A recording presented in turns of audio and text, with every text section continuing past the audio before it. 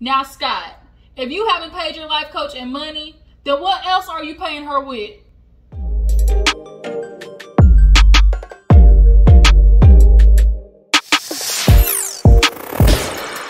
Y'all, what is up? Your girl G here. Welcome back to my channel. We are back at it, and I'm talking about Married to Medicine today. Y'all, things are just, men like Scott, when I tell you they chat my ass, he has me so triggered in many ways that just bring up a lot of PTSD for me. I am a child of divorce. It was messy, and he literally reminds me of my dad in some ways. The gaslighting, the stonewalling, the just purposely making things more difficult than they have to be. Like, it just brings up just ooh, I tell you, I'm just like, I get it why wives with knives is a thing on the ID channel, okay? You niggas be pushing females' buttons and making them feel like they crazy, and all the time we see, dang, why this bitch acting crazy? Little do we know behind the scenes, her husband slash boyfriend or fiance is back there playing with her emotions. And then y'all wonder why hoes end up on snaps, like cut nigga dicks off Lorena Bobbitt. Like, ooh, y'all. Oh, okay, let's go ahead and get into it. We're gonna talk about it. If you're new to my channel, hey, how you doing? Go ahead and hit that subscribe button. Appreciate you for tuning in. Everybody else, my jujus, hey, go ahead and like this video. Let me know that you guys stopped by. Appreciate y'all for always showing love and support. And, you know, I'll be kind of falling off every now and again, like kind of falling off a couple of days. I'm just kind of going through some life, you know, changes right now. So it's kind of causing me to have some mental tug and pull. And sometimes I just kind of go in those, like, my mental headspace kind of goes into a lull. But I got to pick right back up because I just can't not talk to you guys. It don't work well in my spirit not coming to talk to you guys. So that's why we are here, back at it. And let's go ahead and get into Married to Medicine, okay?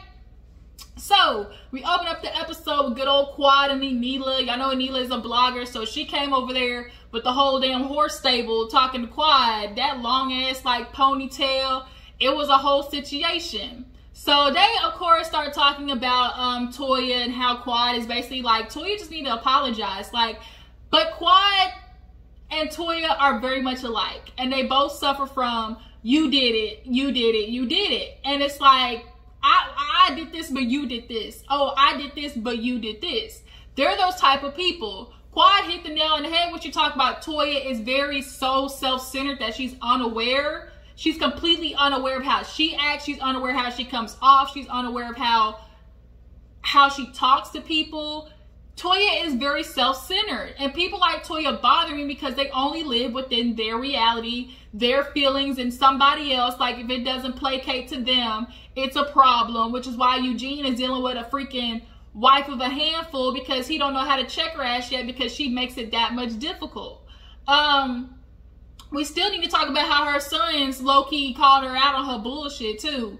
But nonetheless, Quad hit the nail on the head with that. And it's like, well, bitch, Quad, you know, you kind of like that too. I mean, you really are. You take the smallest things and blow them up. But Anila's feeling like, you know what, Toya brought me in here. I thought she was my friend. You know, I went over to her house and Anila said the right thing, asked the right question. No, are we for real good? Because I don't want this to be fake. Like, if we're apologizing saying we're good, like, then bitch, we're good. But Toya, yeah, bitch, we good. Lies you tell. And so now Anila is feeling that. Like, Toya is basically being hella passive aggressive. So Anila is basically like, I'm just gonna have to talk to Toya and, you know, try to figure out how the hell we can fix this because I'm feeling like she like shuts me down. She kind of talks down to me. And Toya was like, no, shut up, Anila, don't talk to her. And it's like, ma'am, I am grown with 2 kids. Like, I can talk if I want to type shit. So after that, we see a scene where Simone and Cecil, Simone came home and was like, look, Cecil, bitch, I got the tea. I got the tea. Turn on the TV, Cecil, oh shit, let me get a drink. Boy, we interrupt this program to let you know that Lisa Nicole Cloud is fraudulent. Bitch, ran a whole lab. I guess she was in there testing animals and whatnot. So Lisa Nicole, I guess, decided that she was going to do like COVID testing or whatever. And apparently people who took the test in June are still waiting on their goddamn results. Hell, probably still waiting now. You know, all the way in October they said. So now Simone's like, shit, we literally just released press papers with Lisa Nicole's name all on it about the town hall. Like, this isn't gonna be good. Like, she has her name in some mess, and we want it to be a good turnout. We don't want it to be like some type of, you know, bull. But here it is. Lisa kind of already took the reins with the town hall stuff, so she got everything running. And I feel like there's a lot going on in Lisa Nicole's life, which is why she always takes on projects. You never not see Lisa taking on a project. And I think she does it to distract herself from the fact that she probably got a marriage over there just like Scott and Contessa's, who we about to get the fuck into. I think ever since that shit where that girl said, oh yeah, I know your husband, his name Daryl, right, or something like that. The fact that the stripper know your husband's name, bitch, I'm catching you in the parking lot, because why you know my husband's name? And I'm gonna catch his ass too when he get home. But nonetheless, you know, I really feel like Lisa Nicole Cloud and her husband is going through some shit, because she always has something going on, and people who distract themselves like that is to run from themselves. And so, yeah, Cecil's looking at it like, ah, shit, like, you know, what are we gonna do, like, with this situation? It's kind of like, I don't know. So, let's get to the meat and potatoes of what I really wanted to get the fuck into, okay? So, Contessa, she's at home speaking with her life coach. Scott walks in. They do the proverbial, hey, honey, I'm home. And Contessa's on the phone with the life coach. He's like, I can give you some time. She's like, no, you can listen. You know, we're about to finish up. And so the life coach is like, well, you know, Contessa, you know, you said you're in a new chapter of your life. You don't want to, you know, be complaining. You don't want to be, you know, whining. And Scott kind of looked like real fast. And she was like, you know, you just don't want to do things, you know, whine so much. I get you don't want to be a problem to people. He was like, not really. And so it was kind of like, nigga, this is my session, bitch, butt out. And the fact that Scott just had to do that just goes to show, like, he is constantly trying to find something wrong with Contessa. Men want to find something wrong with the female when they know they're not keeping up and they're not doing their motherfucking responsibilities. And that's what's so annoying. Like, we're going to do a separate video about this contrast between men and womanhood and the roles, and basically how, unfortunately, a man's growth is dependent upon a woman. Like, y'all just think about it. Like, I'll get into a different video. But nonetheless, Scott did all that. So Contessa's like, was that necessary type shit? He's like, look, man, I ain't even trying to fight. Like, you know, I ain't trying to start on a bad note. So she looked at him and was like, why did you get married, Scott? And he's like, well, you know, I got into it to have a successful marriage. I don't think that's what she was asking. When somebody asks, like, why did you get married? You got to think about, like, what did I want out of this union? You know? And so when he said, oh, I got into for it to be like a successful, happy family, the next question followed that suit. Well, what are you doing to help that?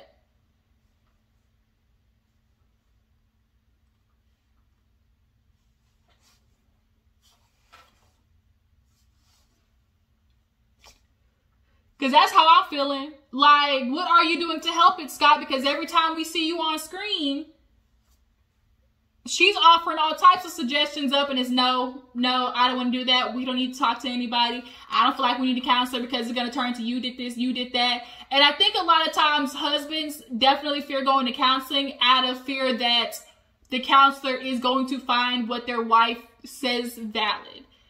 I.e., the example with Heavenly and Dr. Damon, he told me, oh, it just seemed like she was on her side. The minute it's a female, they automatically feel like the female is always going to take the woman's side. And that's not true. They are objective. And the fact that you immediately think that way is the problem. Even if they were to go to a man and he picked the woman's side, oh, you found him, so he must do, you know, do something that you like, say something that you like, whatever it is. Men do not like going to counseling because most of all, men reject growth. More men reject growth, I feel like, than women. They don't accept it. And the minute they do, it feels like you coming from my manhood to sit there and say, nigga, you doing something wrong. And you got with a strong woman, and this was so annoying. Y'all get with strong women, but don't know how to When you want to get with a strong, independent woman, there are strong and hard responsibilities that come with that. But the problem is, ain't none of y'all really ready for the responsibilities that comes with being with a strong, independent woman. That's why y'all always go for these dumbass ditzy bitches who could be like, okay, and do anything y'all say. That's what y'all always fall back on. Always. I.e. Martell and Melody Holt. But nonetheless, the fact that he took it as, oh, so we not having a conversation, you interrogating me now? First of all, why is it an interrogation when I'm asking you questions? The only reason it's an interrogation is if you're trying to hide something. So what the fuck are you trying to hide, Scott? And come to find out, what I called, y'all remember my previous review, I said he's already mentally checked out. He already probably talking to some other bitch. And here go, this episode he revealed, because she go, oh no, this one, she was like, oh, so what are you doing to fix it? He's like, oh, the same thing I told you to do. You know, get you a life coach. That's what you doing. First of all, why'd you make it about her? Because she asked what you were doing to help that. But you made it about, oh, the same thing that I told you to do. You told her to get a life coach? Really? Get the fuck out of here. So she's like, wait a minute, you got a life coach? He like, yeah. You didn't think that's information that I would, you would want to share with your wife? Okay, how long have you had the life coach? About 6-7 months. As Contessa said, bullshit. Bullshit. Because, first of all, every single time it comes around in life coach therapy, you have said no, completely not. That's the first thing. Secondly, where are the results of that labor of working on somebody who's helping you work on yourself? Because it certainly ain't showing up in your marriage, Scott, at all. And he literally does exactly what Contessa said, which is run off, because she's like looking at him and she's like, I feel like I'm talking to a concrete wall. And like watching Contessa break down like that, I just literally, my heart broke, because when you watch somebody try to fight for something when they're the only one in the ring, at what point do you tell them stop doing this to yourself? Stop hurting yourself for somebody who clearly does not appreciate it nor want it, And you're watching your wife sit there and say, I'm disconnected to you. I want to become connected again. And your reaction is just to sit there and be quiet, like not hug her, say, hey, babe, I want it too. Like there is no consoling Contessa. And so she's asking, like, what do you want me to do? I'm saying we're disconnected. Every time I try to talk to you, that's Scott's defense mechanism. If I'm trying to talk to you, don't sit there and be like, why you want to argue? Why is it an issue? Why is it an interrogation? Nobody is making it all of those things but you. I'm simply having a conversation with you. But the fact that it's interrogation, you got issues with me, that's your insecurities and that's your problems, because you know what you're doing is bullshit. So the fact that he ended up snitching on himself because he knew what he said was some honkadory bullshit, talking about, oh yeah, I go 6 to 7 months. I don't pay her, but we talk.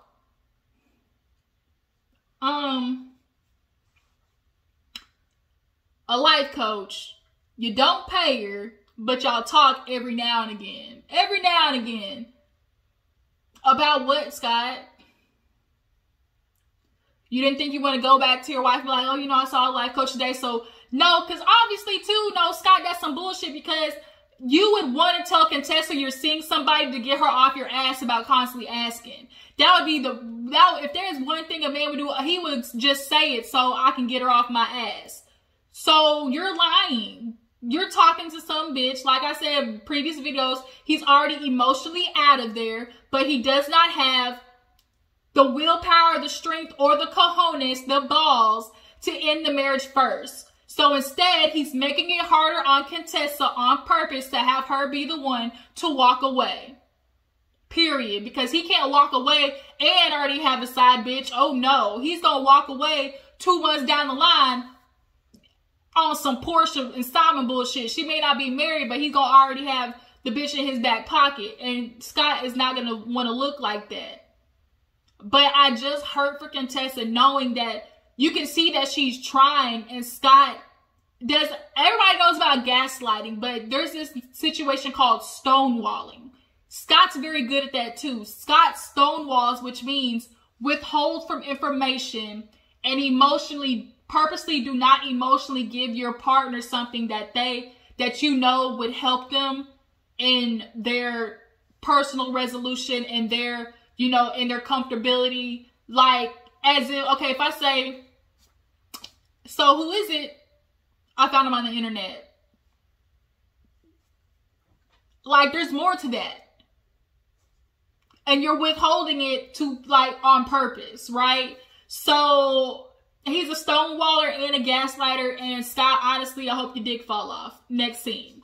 So, because I went on too long about that. This shit, y'all, it aggravated me. It just gave me triggered PTSD bullshit. Because a lot of men are like that out here. And it's starting to get old. It just really is. Especially with the black men. Like Scott, and he gonna run off and make her the issue for wanting to talk about how to fix her marriage. Like, whoo, I swear I don't want to get married. So what happened after that? There was a scene where Meela went to go see Jackie. She ended up talking to her about Toya. Like, what should I do? How do I fix the situation? Jackie's like, look, Toya has been sending me a little tender this, go round. So maybe that's somebody you might want to just kind of, like speak to one-on-one. So we get to the town hall situation, and Simone is there with Lisa, and she basically told Lisa straight up, now look girl, you ain't gonna ready to run from this. So when everybody get here, after everything is done, go ahead and dress it head on, because bitch, we see the news. You ain't getting out this room without talking about it, period. So they run the event, Quad, she didn't have to practice. Look, she just said, look, bitch, I've been doing this a long time. I ain't had to practice. Toya with her little shady boots ass talking about, oh, you so good at it, then why you ain't got no job? Says the bitch with no job. Like, the fuck? So yeah, and it's stuff like that makes people look at you, Toya, like you not innocent. You be throwing your little jabs in, and then be mad when somebody hit you in a little spot that's a little tender. Stop throwing shit out there if you don't want it back. So they do this situation, the little town hall theft stuff, and they sit down and eat, and they get right into it. Because Contessa was like, you got a lab? She was like, yeah, I purchased a lab, and we aren't the ones who do the testing. We ship it off to a third party. Basically, Simone called it out like the responsibility is not on me. I'm just the host. I just host the testing, but the actual test site and stuff goes to a third party. So then Simone's looking like, bitch, you trying to keep from legal issues and whatnot, but who the person to get paid? Because at the end of the day, you're getting paid for those tests, not that third party.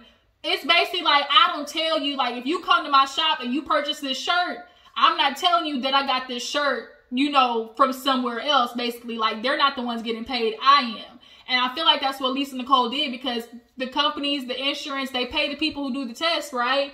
Lisa Nicole was looking for a buck.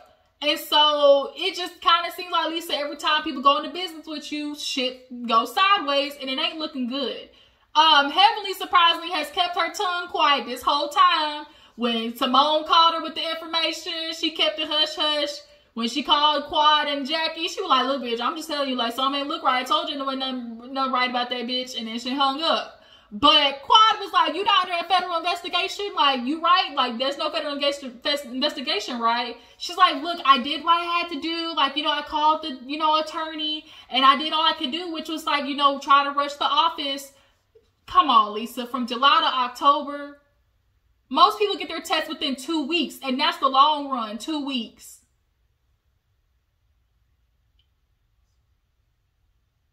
Bitch, you caught red-handed. So Simone's like, look, that's something that you clearly don't have to worry about. I'm just trying to keep you from malpractice. What you did, clearly, bitch, we see you with my good eye type shit. So they kind of go turn into how Simone and Jackie want to do a girls trip. Not about healing, just having good old fun. Contessa's up for it because she like, shit, Scott getting on my nerve, and he say something wrong, I'm a karate chopping his motherfucking throat. So I'm ready to go. So Simone's like, we are, we family girls. And if there's one thing about us, yeah, we might fight, but when it matters, we're there for each other. And Toya basically said, huh, bitch, where? Bitch, where? And so everybody looked at her, and it's kind of like Toya's them little passive-aggressive moments that make people look at you like, bitch, why? So Anila actually gets up because she's annoyed with the situation with Toya. Simone follows her out, trying to keep her from doing this whole theatrical situation. She said, girl, bring it down. Not with the theatrics. And Anila's like, I can't do this. I know I'm not going to do this because you want to see the text messages I've sent Toya? You want to see? Because I have been trying to fix things with her and she's going off. And finally Toya's behind her like, you want to talk? And she's like, yes. And she's like, what is going on? Like, we apologize. I thought everything was good. She's like, I invited you to my house. You know, I apologize. She's like, have you reached out to me after that? Toya says, why does it matter? Why does it matter that after we made up, you didn't call, text, send a message in a bottle, send out a carrier pigeon? That's kind of what friends do. They talk. And if after this situation, you haven't called or texted me, what do you mean, why does it matter? That clearly shows a signal that you're not fucking with me still. And like, come on, Toya, like, come on. So Anila basically has her whole grandiose exit. I'm not doing this shit. She wants me to go off. I'm going to go off. Deuces. She out. So then Simone's like, Toya, like, you got to stop doing this. Like, you know, you don't want to be vulnerable. Like, you need to let people in. You know, situations like Quad, when you said that shit about her house, Quad's looking like, well, shit, my name Bennett. I ain't in it. Why am I involved? And Toya's like, look, like, what do you want, Quad? Like, Quad's like, look, no, because the point is, you said I got this small ass house. They're talking about, oh, it's an apartment, bitch, it's a townhouse. Toya's like, you know what I've said? Like, you know, I was just drunk. I told you, I called you, everything was good. See, this is the shit I'm talking about, Simone. Like, I'm son. Oh, snap. Sorry, I was looking down, something bit me on my leg. God dang. Think of mosquito, y'all. This rain and everything is not playing. I live in the country, so the mosquitoes is out. Why do these hoes exist? But nonetheless, Toya and Quad is going back at each other. Finally, Toya gives in. It's like, I'm sorry, Quad. I was drunk, talking bullshit. I ain't even seen your apartment. The shit is nice. But, you know, I apologize. And finally, they seem to kind of be okay. So, Simone takes that as a win. Basically, everybody gets together at the end of the episode to go on this road trip. Carrie gave Jackie this damn t-shirt because she like, I don't trust white people on vacation. They get on the bus and Lisa and Heavenly go at it after Simone and Jackie talk about how Toya would be as an OBGYN, talk about, ooh, bitch, like you slept with him even after I told you not to. Ooh, girl, what's that going on down there? What's that? Like, bitch, did you wax or did you shave? Like, that definitely would be Toya. But they end up playing like the truth game or whatever. And, oh no, the biggest fear. And Lisa's like, my biggest fear is, you know, I don't know how to trust, like, not finding people I can trust. And she's like, you know, I'm such a trusting person. I don't know who's real. And everybody's like, you literally set yourself up for that, Lisa. So Heavenly's like, well, bitch, nobody can trust you. Just like your business, the way you running it, it's all fake. Lisa, you fake. That lab is fake. You ain't got no damn lab. She's like, I do got a lab, bitch. This is who you are with your big ass. Like, get this old dusty heifer off my RV, this big burlap ass bitch. Like, going off. I don't know that's what she said. I just know it sounded something like that. And then so Heavenly was like, because Heavenly did this with Damon, so she knows it, right? She knows how this shit goes. Especially as Simone, who's a doctor, they know how this goes. So you can't sit there and try to play the play, Lisa. Like, it just don't work. You can't sit there and try to pull the wool over people's eyes. You can't go in the ocean and try to tell a fish how to swim. Like, you're not gonna get away with it, Lisa. So that's how the episode ended. And Simone's like, well, there's a girls trip. And then that's kind of what happened, y'all. So y'all drop down in the comments, tell me how you feel about this episode. How do you guys feel about Scott and Contessa most of all? Do you guys think Scott has had sex with that girl yet? I don't think he's fucked her yet, but he's definitely tiptoeing on the line. I feel like they might have shared a kiss. His guilty conscience is coming through.